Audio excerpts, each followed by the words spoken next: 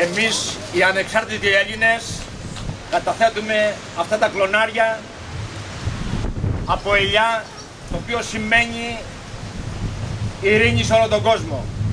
Κλονάρια από δάφνη, το οποίο σημαίνει δόξα και τιμή στους ήρωες του 21.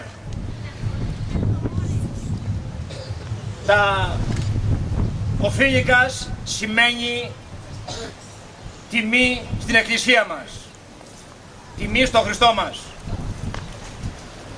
Εμείς οι ανεξάρτητοι Έλληνες ζητάμε από εσάς όλοι να γίνουμε μία γροθιά, να πετάξουμε τον κατακτητή Γερμανό, ο οποίος οικονομικά μας έχει βάλει το ζυγό της κατάκτησης και πρέπει ενωμένοι όλοι μαζί να επαναστατήσουμε και να πετάξουμε το ζυγό αυτό από πάνω μας.